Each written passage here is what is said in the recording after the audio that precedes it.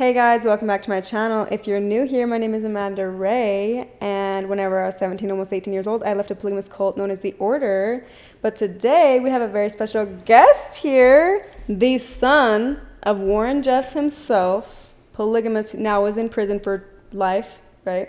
Yes. And do you want to do a little introduction of who you are? Do you have a nickname you go by? I generally just go by Jaden Jeffs, but Okay. some people call me Fido.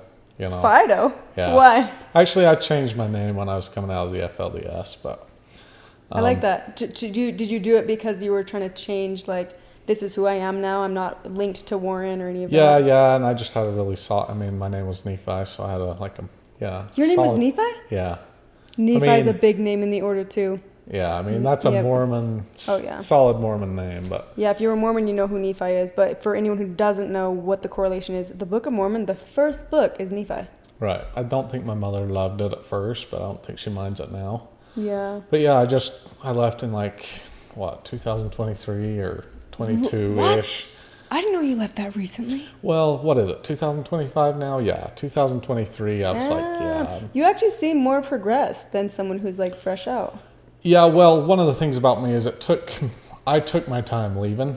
So I was first thinking about leaving in 2021 Okay. and then kind of ended up leaving in 2023, so. It takes a bit to get up the courage. That's kind of similar with me. Sorry to give anyone, I think anyone who knows my channel kind of knows what I'm about, but anyone who's stumbling upon this video and has no idea who the fuck we are. He came from the group known as the FLDS, which is a break off of the LDS. So the Mormons they believed in Joseph Smith, who originally believed in polygamy. And then when Utah had to become a state, the Mormons, the LDS, had to denounce polygamy. And when that happened, all of our polygamous groups kind of like started.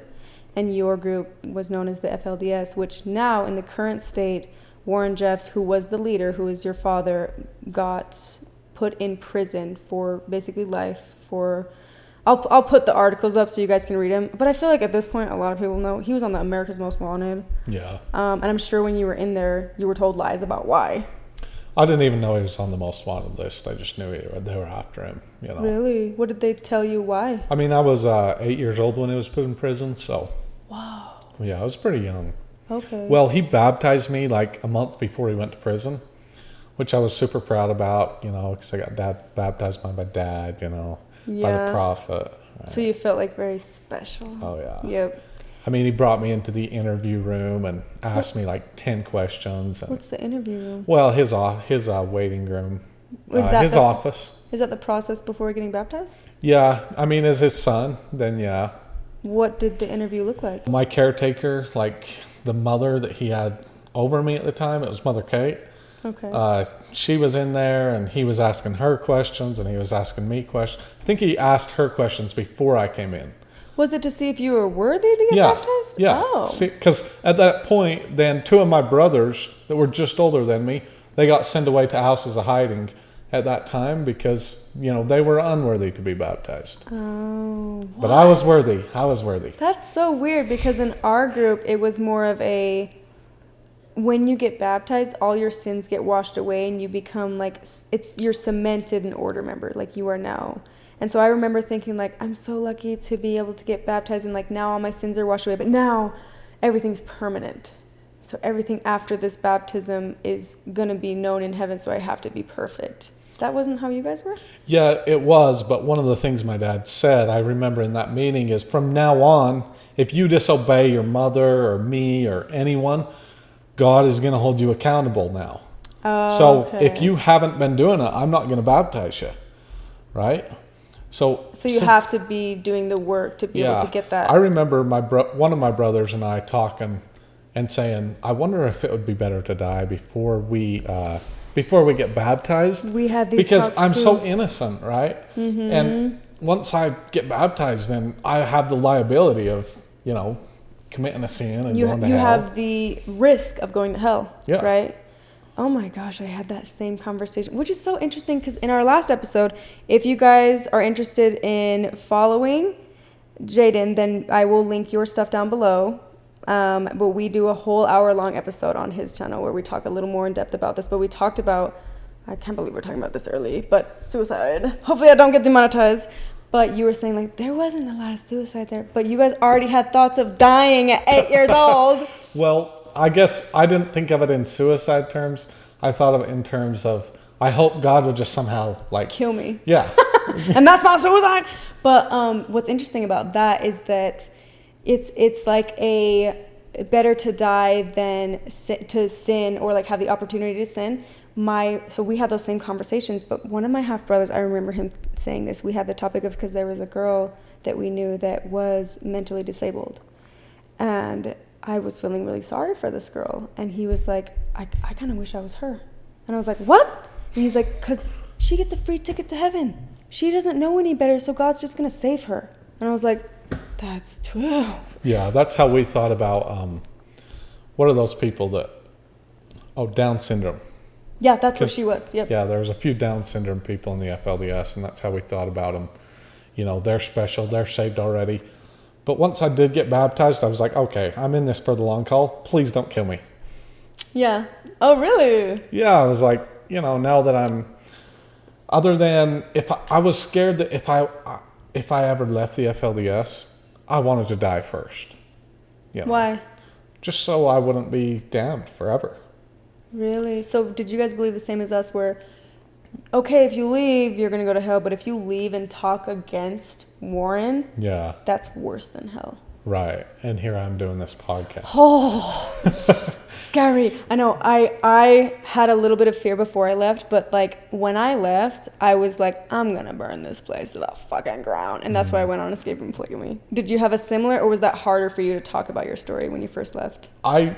So like I was saying before, I took probably 3 years staying in the FLDS thinking about it. Mm-hmm. Well, what really happened is I was thinking about leaving, and it got really bad. Like I was going through a lot of painful situations. Yeah. And then my brother died. And full brother? No. Half brother? Half brother. But he died, and at the funeral, they had all these, I'm deep in this. A lot of people might have not known, but I'm deep in this conflict within about if I should leave or not. Mm-hmm. And then on the casket, and they hand out to all Dad's kids that are there, because we all came. It was kind of like this reunion time, but in a weird way.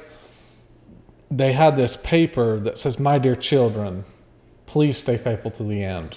Because, our brother died, and he's in the casket. So I have this whole change of mind, and I decided, you know what? This must be like God's saving grace in my life, essentially, and I'm staying now.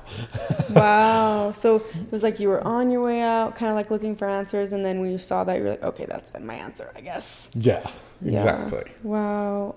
Were you very close with him? I knew him pretty good. I was probably closer with him than a lot of my other brothers were.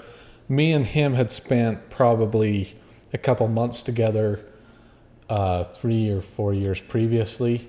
But I would say I was probably as close to him as any of the other boys were. Okay. Maybe there was one or two that were closer, but... Yeah. I guess before we get into... why you left and the leading up points, maybe we should get into your before that. So you said previously on the other video that you didn't really grow up in Colorado City, you grew up in Texas. Yeah, so I was born in Sandy. Utah? Yeah, here? Yeah, here. When I was 4 months old, we moved to Colorado City. Okay. I was there till I was 5 years old. We went to R1, which is in Colorado. Refuge one. Okay. Before we get into this, I just want to paint a picture for the audience. What number wife was your mom? 5. She was the 5th wife, and she was pretty close to Dad when she got married. They connected pretty well and sort of both fell in love with each other. What? Yeah. It's always so hard to hear. Like, he has 4 wives, but he's falling in love with it. How old was she? She was older when she was married. I think she was like 22 or 23. And that's old for polygamy too, by the way. Oh, that's old, yeah. Okay, so you moved over so it was Sandy, and then you said Colorado? So Colorado City, so Arizona and Utah. Border, yeah. until I was 5, and then Colorado for like 6 months. Okay. Then Texas from the time I was 5, 6 years old to 13, 14. And for viewers, Texas had, had at the time, basically, well, here's my interpretation, but you correct me. Texas was like where the temple was, right? And that was where like some of the chosen ones would go. So not everyone got to go be at the temple, but if you got there, you were like more superior. Am I wrong? Yes. Okay. Texas was the best place to be. It was the closest to the New Jerusalem that you could be. The right? New Jerusalem. Was the second coming going to happen there? Was Christ going to come on earth? Yeah. Pretty much from the lands of refuge, we were going to go to the New Jerusalem. Wow. Texas was a lot closer to the New Jerusalem, right? To Missouri. Yeah. You know, so if you were in Texas, you were in the best spot. If you were at 23, you were still a pretty good person, you know, in South Dakota. You were still a pretty good person. But South Dakota was where that compound was. We filmed on that compound, and we were told that was the same thing. Like kids in their families would be like plucked from their families as like the chosen one and like separated to the South Dakota, Pringle, South Dakota. Is that what you're talking about? Yeah. So somebody might be...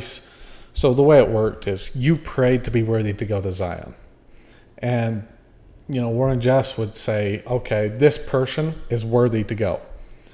Now, they might go to Texas or they might go to South Dakota. Most people went to Texas if they were worthy. Some people went to South Dakota. So your mom and the kids all were worthy?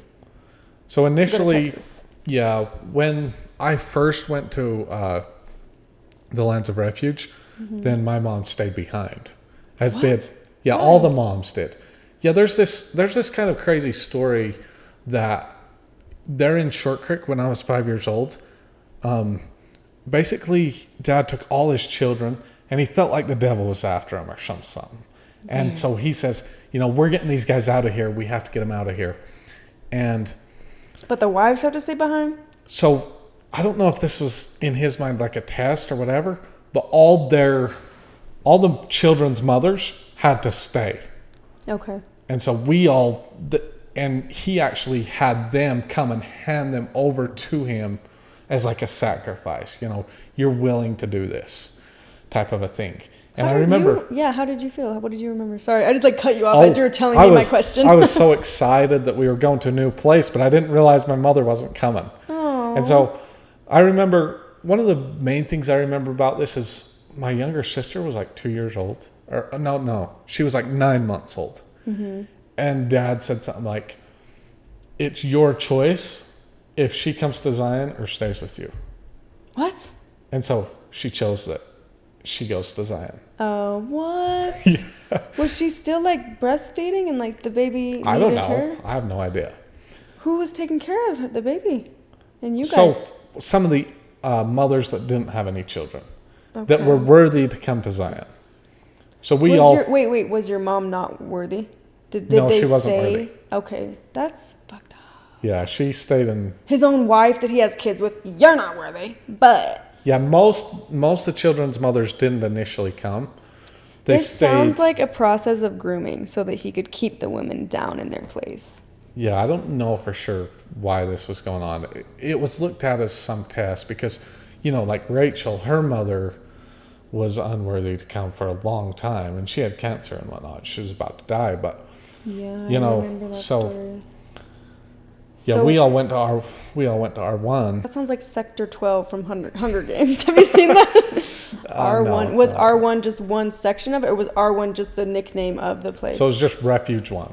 Refuge 1. Refuge 1. Weird.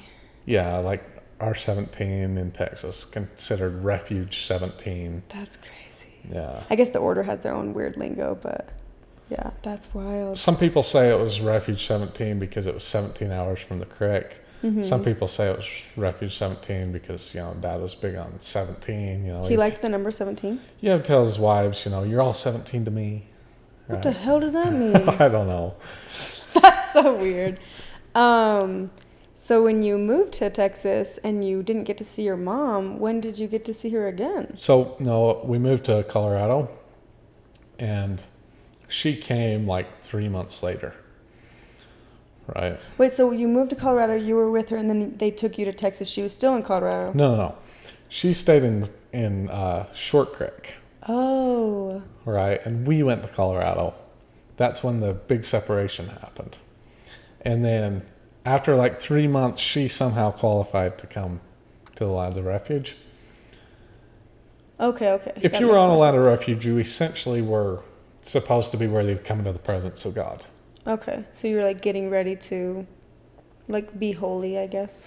Yeah, and somehow that with the mothers, that had to do with all this sexual stuff, you know. What?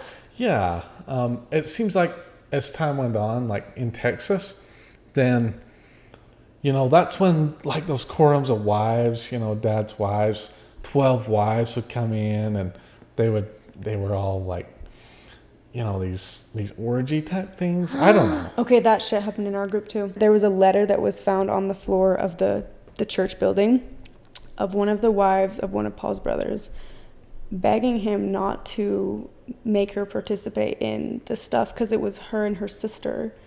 And they were also sisters to him. And she just was uncomfortable with it. And she was like begging him. But that letter got out, and that's when I remember people starting to talk about it while I was still in. So I started to like hear things, but not for sure know till after I left. I don't know what went wrong with my dad's mind, but the temple essentially was some kind of sex. I don't know like a lot of the ordinances just had to do with sexual stuff. Yeah. But he considered himself this holy prophet that he was suffering so much for the people, and he considered himself essentially as a savior suffering for the whole sins of the entire world, right? And when he would go into these really dark times, he would have 12 wives or 7 wives come in and administer to him. And essentially administer means like blowjob, essentially, you know. So that's what's so wild is like they're the place of God on earth, but then all these sexual acts are what's going to get the women into heaven. But like you're not supposed to have sex before marriage, and then all of a sudden you better be having sex to get into heaven. It's so the lines of the whole. Did you know this when you were in it though, or was it when you were leaving? No. Okay. I didn't know when I was there. I had no clue. When I was a young boy, you know, all those prairie dresses. For all I knew, you know, the women had skin between their legs, right? Yeah. Well, and you were saying that in that last video you were saying that you didn't really like know what sex was, and you were shamed for it. Like you had to have your hands up, like when you went to bed you had to have the hands above the sheets. They would come and check on you to make sure your hands weren't under the sheets. Yeah, I remember like every night a mother would walk through about every hour or 2 hours. Whoa. Yeah, at least every 2 hours, you know. What about when you're showering? Would they be like, time's up? Yep. Oh, 100%. Like 15 minutes max in the shower. Oh my God, that's like prison. Yeah. Like we were watched 100% of the time. I mean, if you think about it, 80 wives and what, 54 kids? 54 kids. And so, yeah, there was definitely plenty of mothers to go around. Wow. That's what's so, and honestly, it makes sense that you didn't think that was happening, that you didn't think Warren was doing weird, kinky shit, because it doesn't make sense that he would based on the way they treated you about sex, right? They made it such a taboo that you're like, there's no way that shit's happening. Yeah. When like my first memory, I think, is something like, don't touch yourself or something like that. Like literally. Probably because it's so traumatizing that like stands out in your brain too. Yeah, I don't know why that stands out, but no. You know. Was it like a sister wife or your mom telling you? Yeah, hey! my mother. Yeah. Whoa. Hey, don't touch yourself inappropriately. That's so. I hate that because I think that because of the same thing with me, like how much they shamed that, then it became a point of you don't get to have access to your own body. And when you get married, your partner gets to have more access than you do. Like, because they would say, like, please your husband, where we came from. Like, marital rape wasn't a thing. Like, that wasn't a term, but it was definitely happening. And it was because, like, the women don't get to have access, but, like, the men get to have access. It's such a weird, like, the rules that we grew up in make so that a lot of abuse happens, like, inevitably. That's what's going to happen. Yeah, 100%. And, of course, the women are always going to be, having a little bit worse. But for like me, when I was 12, 13 years old, you're starting to hit puberty. Some people hit it at 11, some people hit it at 15. But for me, I'm like, the first time I'm getting a boner, right? And, and like, I literally took what my dad said so seriously that, things were just bad, So you just felt a lot of guilt and shame and were just like, go away, go away. Oh yeah. But like, also, I don't know. I'm hesitant to say this, but like I had literally taken it so seriously from when I was like 3 years old that I had never cleaned appropriately or anything. That makes sense, because it feels just like how I was telling you in that last episode we filmed on your channel. I was telling you how even in showers I felt uncomfortable looking at my own body. Yeah. Even though it's my body, but I felt shameful for looking at it because they made me feel that way. And so of course it makes sense that you felt uncomfortable even touching it, because you're like, I don't want to. Like you're like looking at God, like I wasn't doing it, Yeah, 100%. So that's... And then when I turned 13 and 14, I'm being sent away for essentially being immoral. This is what I wanted to start the episode with. So they sent you away. How old were you? I think, I've been sent away several times before. How does that work? Oh, I remember. So I was always like a pretty faithful kid, right? Yeah. But when I was, in 2011, when I was 13, I started getting really like-minded with some of the boys. What does that mean? Like you? Oh, yeah, I forget that people don't know what that means. It just, essentially Dad says you should never get like-minded. It means you should never be too silly. You should never, So you can't be happy and laughy? Yeah. That's a sin? Yeah, that's a sin. So I remember getting with some of the older teenagers that were kind of my age and cracking all kinds of jokes. Well, after about 3 weeks, Dad sends me away with two of my brothers. Where did he send you? To R1. R1 is... So the land of refuge in Colorado. Okay. So we went there for 2 weeks and then we got sent to 23. What city is R1? R1 is, it's not in any city, but it's totally surrounded by national forest. Oh, wow. It's really pretty there. Is it like the Pringle, South Dakota, where there's like prison tower where like they have like people watching? They don't have a tower at R1, but it's 2 plots of land. It's about 150 acres or something like that. Did you feel very isolated? I was happy at R1. It's really? one of the prettiest places. It is so pretty there. Like, if you have a perfect mountain retreat, that's basically what R1 is. Damn. So you're like, oh, so I'm getting punished for being happy. I still felt guilty, but we were only there for 2 weeks, and then Dad shipped us up to 23. Where's 23? South Dakota. Pringle? Yeah, Pringle. Oh, Pringle, South Dakota was 23. Did you know the Order bought that property from you guys? They did? I don't know why you guys sold it. Maybe it's not being used, but I just heard that someone who left the FLDS went up there just to like see if they could get in, and Order members are running it. Really? I guess I should go visit. I should act like this faithful FLDS. They'll let you tour it if you act like that. Really? Yep. Yeah, I'll bet they would. I'll bet they would let me in. I can act like a good Mormon, I'm sure. Yeah. I can't because I'm too publicly, They, like my little sister, they tried to get her back and they were like, you can come back. But I'm like, why do you want me back? Because I'm like, they like slammed the door. After that whole Jason story, I would have to like, I don't even know if they would let me back. Not that I would fucking want to go back, but...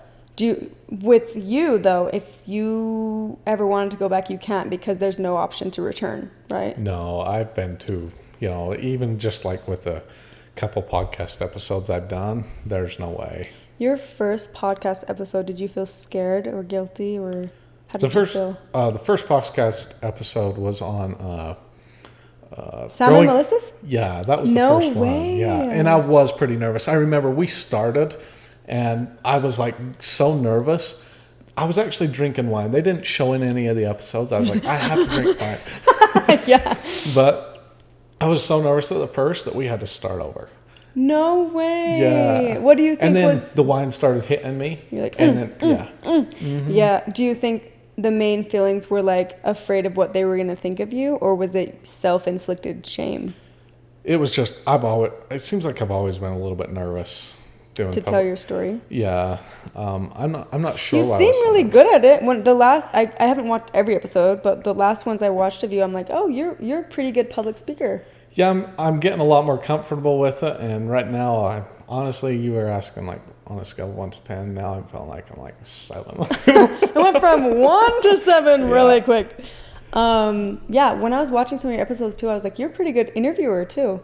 So yeah, well, I've had a ton of conversations privately with people. Okay. Since I was probably 5 years ago, I just decided it's like I'm just trying to get to the bottom of all this shit. Yeah. So was that the inspiration of starting your YouTube channel? Was like, I kind of want to just like talk about it, heal from it, get a safe space to, connect with myself. One of the reasons I used to feel a lot more like my dad had good intentions.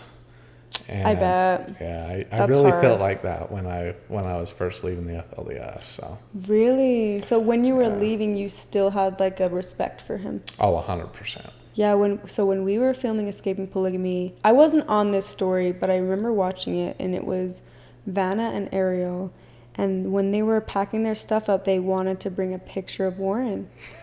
And at first I was like, why the fuck are you leaving if you're gonna bring the prophet with you? But it's also like, it's a mind fuck. It's like, I'm gonna leave, but I still have respect for everything I grew up in, because that's all you knew. So it makes sense. Yeah, I mean, that's the person on the wall that you have been worshiping, basically. Worshiping for your whole life. And I actually remember watching that, and I totally understood why. Why she was bringing it with her. Yeah. Yep. Yeah. And like, just because I left and was like, fuck you, Paul, doesn't mean that I didn't leave with also some weird things, like I still had the feeling of like protecting certain people that were predators in my life. I felt this loyalty to people who abused me. And over the 11 years I've been out, I'm still unraveling. Like, why do I still feel like I need to protect someone who didn't give a fuck if I lived or died, Yeah, I definitely was that way. It took me a good 3 years before I was like, you know what? All these pictures of my dad, I'm going to give them back to my mom. My mom gave me this when I was like 12 years or 11 years old. She gave me this big picture of my dad. And as a gift? Yeah, as a gift. For my birthday and for Christmas. They did this weird thing where your dad loves you. This is from your dad. It wasn't from him. It was like the moms trying to get us to respect our dad. Even when I was younger, it was like, my dad's in the room. Oh my God. It was like a celebrity. Yeah.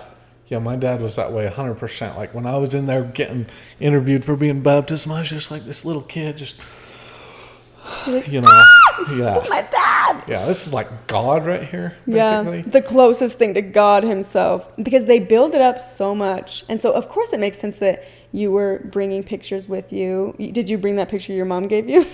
So I gave that picture back to my mom. So a whole bunch of bullshit happened when I was in the process of leaving. But I ended up giving that picture back to my mom. And then my sister also there was pictures of my sister and my dad together. Mm-hmm. And she gave those back to my mom. And there was a whole bunch of pictures of dad like 6 months ago. And I was building this big bonfire. And I told my mother, like, anything in this house, because we're moving, anything in this house that needs to go, just put it right here and I'm going to burn it. And she just put all those pictures in there. And I was like, what is your problem? Like, I thought you still loved Dad. And she's like, well, I just don't know what I'm going to do with these pictures. And, your sister doesn't want to keep those and you don't want to keep the big picture. And so I just put them in the pile. And so I just went out and burned them. Whoa. But your mom's still in? No.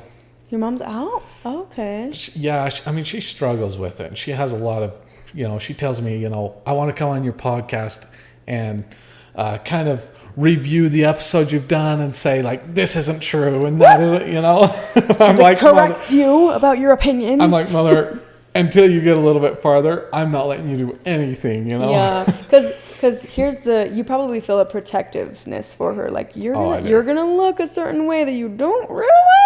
Yeah, I tell her, people on the internet are going to crucify you. Yeah, because so on my brother Eskel has a YouTube channel, and he actually had someone from the order that wanted so badly to rep the order on his channel, but he wanted his face to be blurred.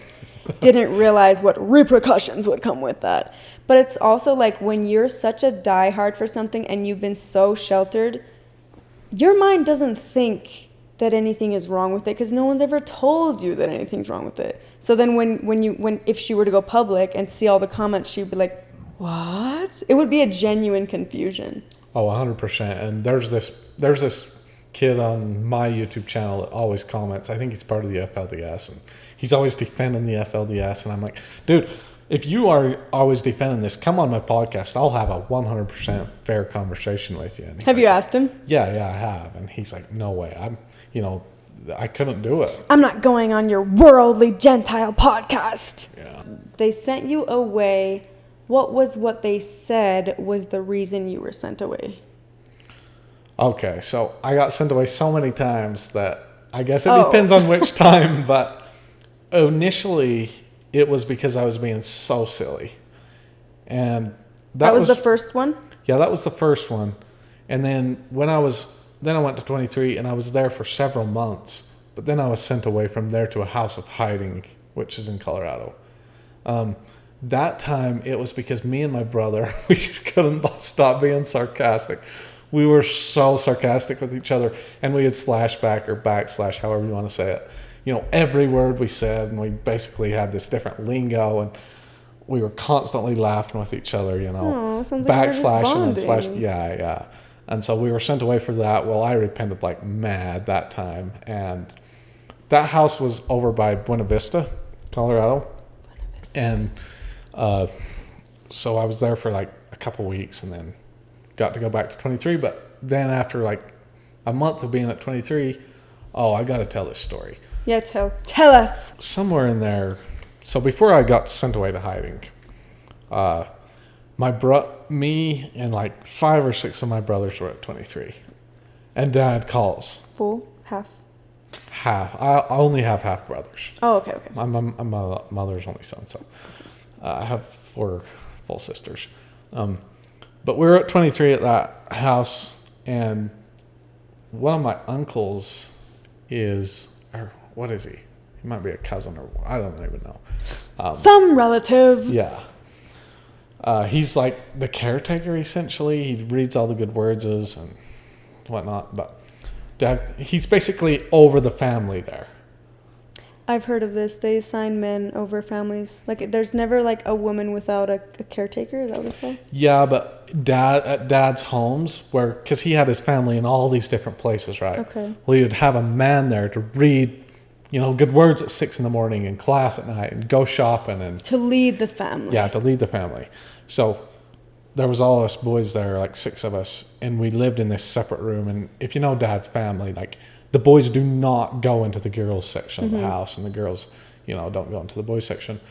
But Dad calls, and he says one of the boys has been up at night, walking over into the mother section of the house, and like trying to see their body parts or whatever, A peeping Tom? Do you think it was true, or do you think he was just making shit up? It was 100% not true. Why would you start shit like that? I know none of my brothers would have done that. Yeah. Because it was already so strict. And he calls the caretaker, and he says, one of these boys is doing that. I want you to interview them all right now. And whoever it is, I want them off the land. I believe that it was his paranoia. I think Warren had some weird paranoia because, as we were talking about before, like, it's stuff that he's doing himself, thoughts that he's having. So he's like, they have to be having them too. So then he just projects it. But that shit happened in the order too, where men would just make shit up. And then that would become the narrative. Like, hopefully they don't make shit up about you, because that's going to be your reputation now. 100%. And, like, some of the prison guards say Dad masturbates all the time. Say Warren? Yeah. They see him doing that shit? Well, that's what they say. How did you hear that? From some prison guards. Wow. So you're like, wow, I'm over here not touching myself for 18 years. Yeah, I mean, you have mothers on me, like making sure I have my hands out of my blanket at I night. haven't touched it for 18 years. It's not even clean anymore.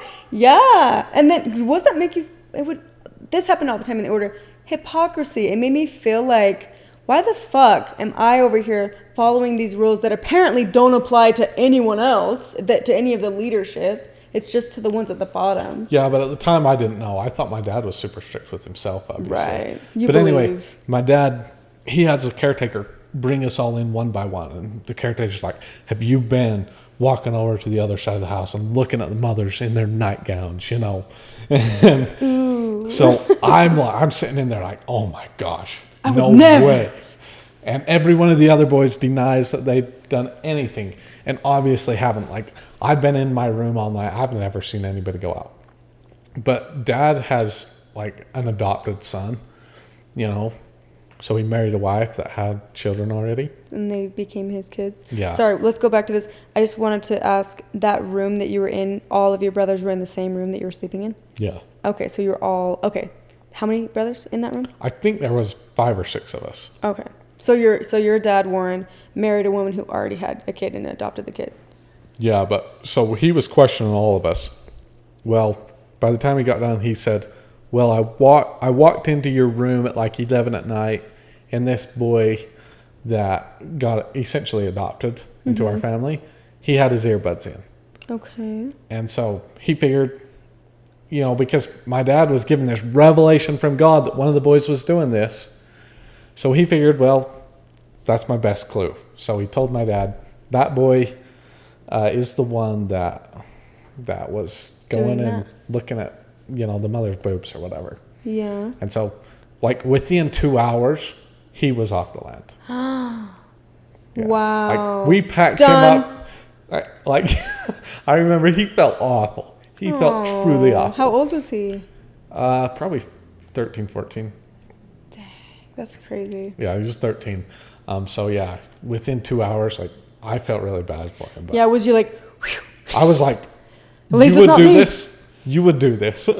You know? Wait, did you believe that he did it? I kind of did, because I would say that was probably one of the first times I genuinely questioned my dad, because I was really close with this brother. You know, from when I was like 5 years old, I was basically always with him. Mm-hmm. And so I knew him pretty good. And so at that moment, I was kind of left between, is my dad lying, or did my brother actually do this? Mm-hmm. You know, when I was totally asleep and he just, like, how dare you, you know? Yeah, which is crazy, because then when you leave, you're like, why the fuck was he so pressed about that when he's doing all this bullshit? And he 100% didn't do it. Looking back, like, 100% didn't do it. No that way. Is There's crazy. no way. Wow. Okay, so I have so many questions, but I'm trying to keep it on like a timeline. Yeah, so I guess from there, I was sent to hiding. I came back. I lived with the family for a little while. I was sent to live in this house on the same piece of property with my brothers, because Dad just didn't want us close to his wives and all that stuff. Mm-hmm. And so, you know, when I'm 13 years old, and after a while, my dad lets me move back with the family. Well, all my older brothers get sent away, and so I'm the oldest one at the house, and there's not a caretaker anymore. He gets sent away, right? So now I'm doing the classes. Mm-hmm. So I'm like kind of feeling good about myself. I'm like the king of the world. Yeah, I'm the king of the world. Like, I'm reading good words. Mm-hmm. I'm, you know, I still have to check in like every other second, but and I still have a mother over me too, right? But then at some point, Dad decides it's time for me to go, because a few of the things that happened, because I was kind of like, for a whole year, I was doing the classes and whatnot, and so I felt good about myself. I felt like I was earning my dad's confidence and whatnot. Mm-hmm. And also, I was going through puberty like mad at this point. Did you want to get married at that time? Or were you knowing that you did? Hell no, I didn't even think about that. Okay, because Warren kind of did away with marriage at that time.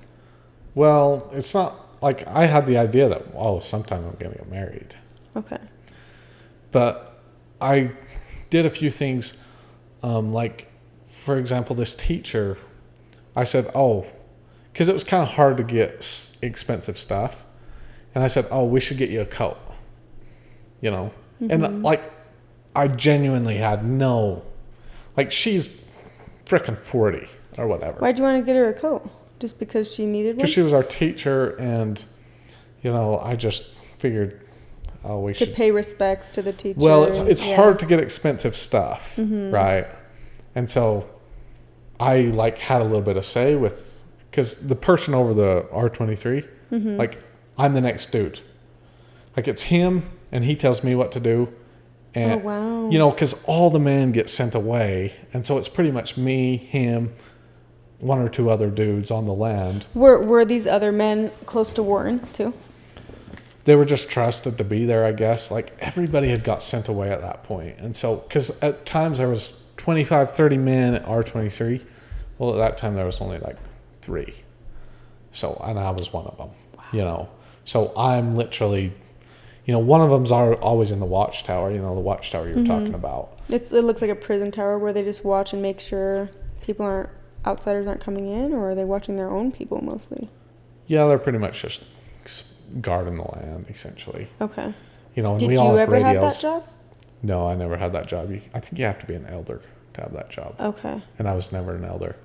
And that's a step up from what you were? I was only ever a deacon, you know. A deacon? Yeah. Did you get the Melchizedek priesthood? No, I was never worthy to get them. Well, I was never even that old when I was there. So on my 18th birthday, I got sent away. So, or a few days before my 18th birthday, I got sent away. So, no, I never got the Melchizedek priesthood. But that time I was just a deacon. Anyway, just a few weird things like that, like me wanting to get her a coat, or just saying, hey, I could ask if you could get a coat, you know. Then I get a call from Uncle Isaac saying, hey, pretty much, were you having immoral feelings towards her? Is that why you wanted to get her a coat? You know, like, no. And it's like, of all the women here, I had no, you know, and wow. she was also kind of weird because, like, one time she came in and she was like, she had this eye thing where she would just, like, wink a lot. And she, like a twitch or like a... I don't even know, but she comes in one day and she's like, I have to apologize to you guys. I really haven't been meaning to wink at you. Oh, that's actually sad. I haven't been meaning to wink at you. guilty. And we died laughing. Like, I still remember, we just died laughing. It was really funny. But she was like taking it serious? Yeah, she was taking it serious. It's like, we didn't know you were winking at us, you weirdo. She's like, I'm so bad. Yeah, we're like, you winking at us? What the hell? Oh, Anyway. It's like everyone had their own internal shame so deep. But sorry, go on. It's so weird because it was like arbitrary, but essentially I slowly became like worse and worse, and then my dad sent me away. Well, he had some of my older brothers come at some point, and then I was with them for about a month, and then I was sent away. Okay. And so we were at this house we called Norway in Colorado. Norway? Norway. We called it Norway. Why? That's just what the nickname was. They gave it a nickname, and they call it Norway. That's weird because it's like R1, 23, Norway. Yeah. Like, fucking what's the Norway. reasoning? I hate Norway. It's right on the border of Colorado and Wyoming, kind of over by Laramie, Wyoming. And I was like the most faithful saint there, and a lot of crazy things happened there. Were you a tattletale? I probably tattletaled on my brothers once in a while, you know. They did that to us. So tell me if this sounds familiar to you. So they would make us feel like if we saw our siblings or someone close to us sinning, it was kind of like our responsibility to tell on them because we're saving their souls from sinning. Does that make sense? Yeah, 100%. I didn't tattletale too much, though. It was pretty rare that I would say anything about my brothers. Yeah. You know, I mostly was worried about myself. And I remember I tried so hard there to be good and go back.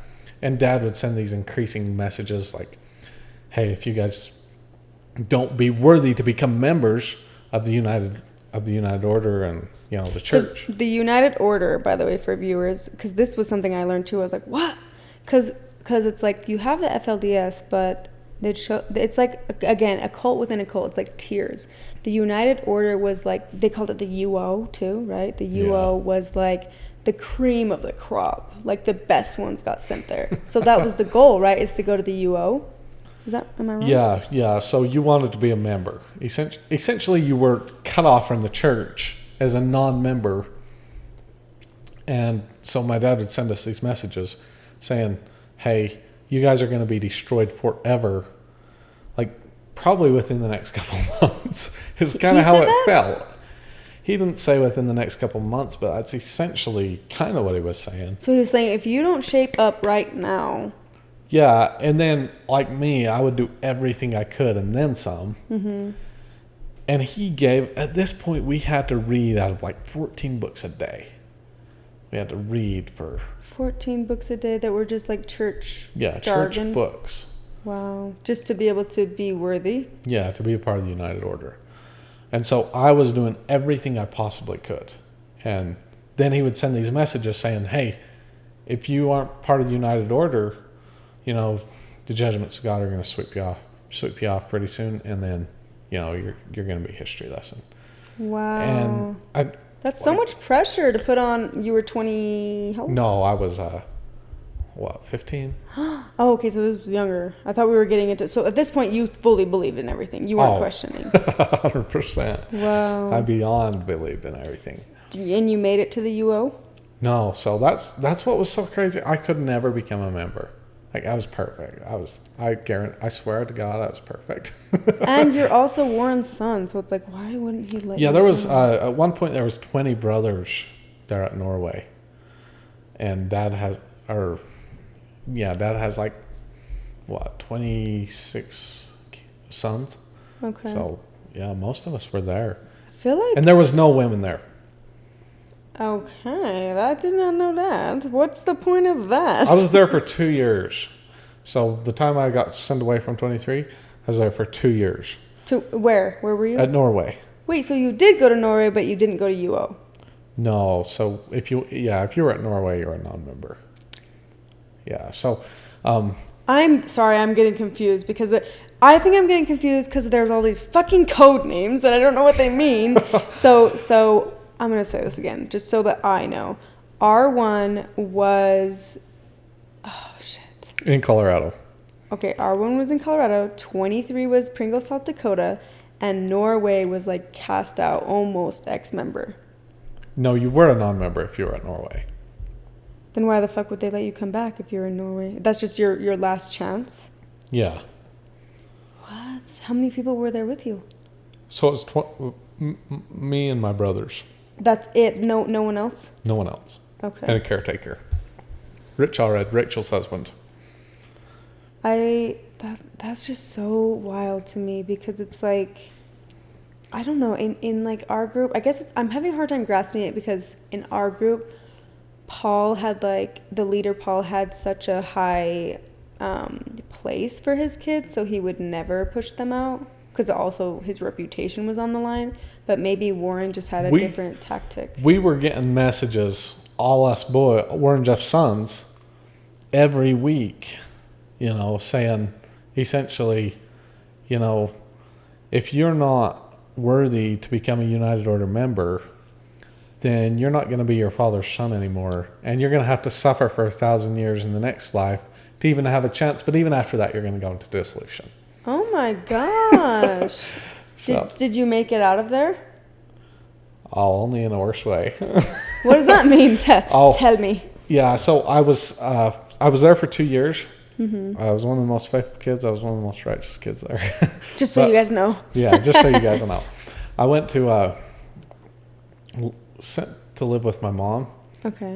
In another house of hiding, and then for like 3 months, and then I was sent to Dad's house. The house that says "Keep Sweet" in Short Creek. Yes. Keep sweet, pray, and obey. Doesn't it have like Zion on the top of the doorways? Yeah, but that big house, chimney says "Keep sweet, pray, and obey." In Colorado City, I was sent there, and it was such a weird time because Dad told us, just the fact that I was going to Short Creek was one of the most devastating things in my life. Wow. Because It was one of the worst places you could ever It's where be. like the lower levels go. 100%. You're like evil if you were there. Wow. Which is crazy because when I was on Escaping Polygamy and the first time I really went over there, I thought that that was like the hub where all of the righteous people were, but that, come to find out, was like the lowest level of the group. Yeah, and if you were like the bishop or something, you were all right there. But Was the God Squad real? Because Escaping Polygamy really highlighted this idea of the God Squad in the Crick, Colorado City, which was like these white trucks that were men running around making sure that people weren't breaking rules. well, I will say that by the time it all ended, there was a serious surveillance system set up there in the Crick. Damn. Like, I don't know, every Cricker kid had a cool truck. Because as a Cricker kid, you couldn't have a nice house. You couldn't have a girlfriend. You couldn't have anything. So what do? You have a nice truck. You put the coolest wheels on. You put the darkest tint on. So every kid in the Crick would be considered the God Squad. Like, they would just follow you because it was fun. They were these wild teenagers. Sure, it might have been some church people occasionally going to check on you. Mm-hmm. But 100% just every Cricker kid would love to follow you through the Crick and make you scared. Oh, so it was just like their pastime, what they did on their time off. Yeah, and they'll shoot you with a paintball gun when you're going over the bridge, or whatever. Just because I thought it was so funny. Yeah, I'm sure plenty of random people have been through the Crick that have been... Their car has been shot with paintball gun. When we was filming Escaping Polygamy, I think it was a Lauren's episode, we were like trying to get his... he had so many trucks. We were trying to get off the property, and I remember as we were trying to like help him move his stuff, by the time, because it'd been hours, the house across the street had all these kids sitting on the roof watching us, and this one kid had a trumpet, and he kept going really loud, and it would scare me, and then he would laugh really hard, and I was like, but he kept doing it like he was like antagonizing us. But looking back, I'm like, that's probably like the funnest thing that they do, because they don't have TV. They can't read like anything other than like church stuff, so they start to get creative. To me, anytime there was something exciting going on like that, like when law enforcement came, like the 2008 raid, that was so exciting, because it was something different. Yeah, something different. Dude, I sure hope that I'm like being pretty coherent here, because I feel like... No, I think it's been good, but I'm also drunk. I genuinely feel like half tipsy here. I'm going to turn that AC unit off. Okay. We left off with you were... Basically, you were like the best person in the Norway.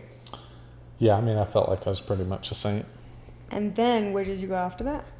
So I went just over to Woodland Park to another house of hiding. Okay. And then from there, I went to Colorado City. And from there came the worst experience probably of, I was just super uncomfortable because I've been so sheltered by my dad all my life, right? Mm-hmm. And so he built us up in Colorado City because I felt so bad about going to Colorado City because I felt like this evil person.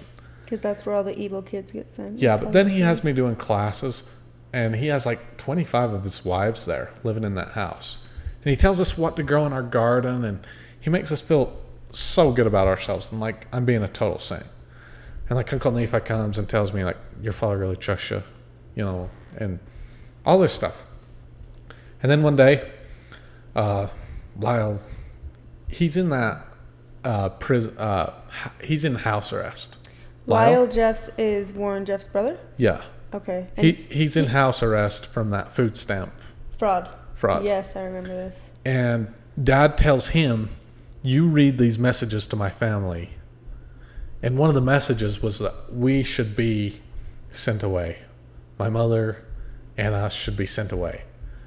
And so I'm feeling like I'm almost worthy to go back, or something good is going to happen.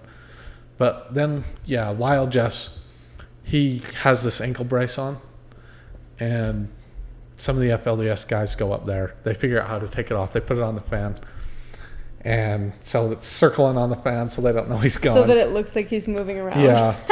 And then he comes walking into our house and tells us, he reads this message to my mother. You and your children are doing too much self-enlivening. Doing too much what? Self-enlivening. What does that even? It means masturbation. Self-enlivening? Never heard that term before in my life. Yeah. My dad said that so many times, I'll never forget it. But essentially, you're masturbating too much. And I basically had never masturbated, so. So you're like, what? Yeah, I was like, wow. Did you ever feel like, I fucking should have been at this point where you're prosecuting me for it? At this point, I didn't, but later, yeah. Yeah, you're like, might as well. Yeah, so then Dad tells me, go work. And I'm 17. Like working construction? Well, yeah, go earn your own living and figure it out. So. Meaning go out into the world and do it, or go? Yeah, go out into the world and do it.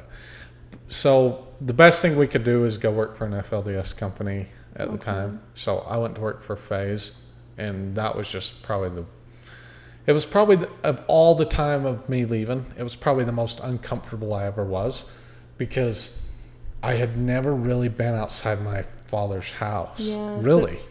So you're getting all these experiences that feel very yeah, worldly. Yeah, every cricker, even every cricker, I'm so uncomfortable around. Wow. Every FLDS person, I am so uncomfortable around. They either feel like they think it's so rare to see Warren Jeffs' son. They either say, oh, you're this really good person, or they call me like this goody-goody, like, oh, you're so faithful.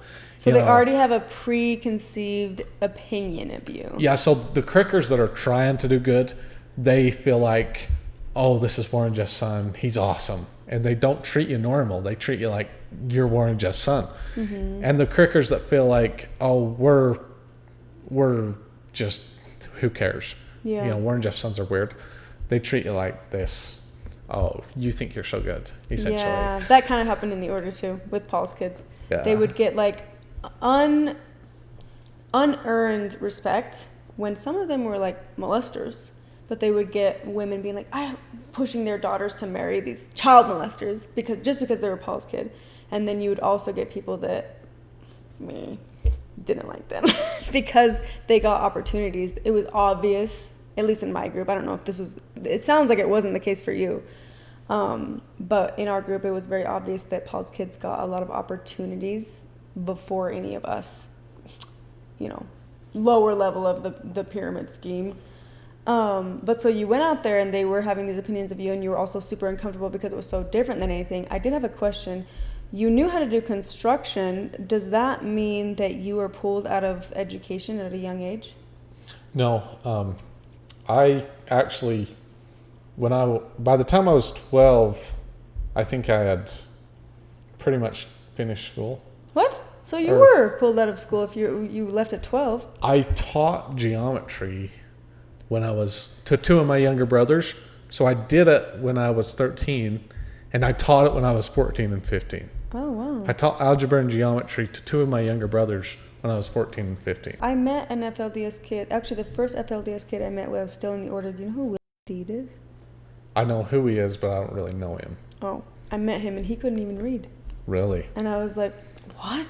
Because he was an adult, but apparently, this is what I was told, is it's kind of common that boys can't read because they were taken out to do other things that were more important, like construction. Yeah, so he would be considered like one of the lost boys, essentially, that was having a hard time, and the people in the FLDS felt like he was a bad boy. Mm-hmm. He was trying, but essentially could never win anybody's approval, so he was kind of pushed away. Wow.